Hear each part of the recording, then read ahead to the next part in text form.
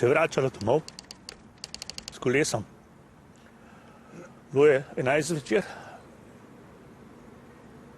Prečkala je križišče. Zbil jo je en mlajši fant, Jan Kočič, na križišču, tamle dol. Prstala je pa tlele 64 metrov od kraja Krka. Trenutki, ko so policisti pozvonili na vratih in povedali, da njune komaj 20-letne hčerke Ine ni več, so še vedno živi, povesta Gregor in Magda Golob.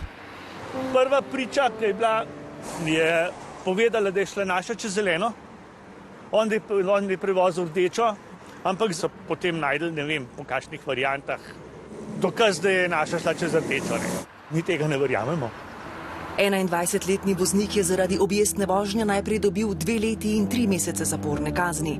Potem je višje sodišče zvišalo kazen na 3 leta, še pove žrtvina mama. Ampak fant tega sploh ni odsedel, zaradi tega, ker je iskan s tiralico in ga sploh ni tukaj, ne. Za kaznivo dejanje uboja je minimalna kazen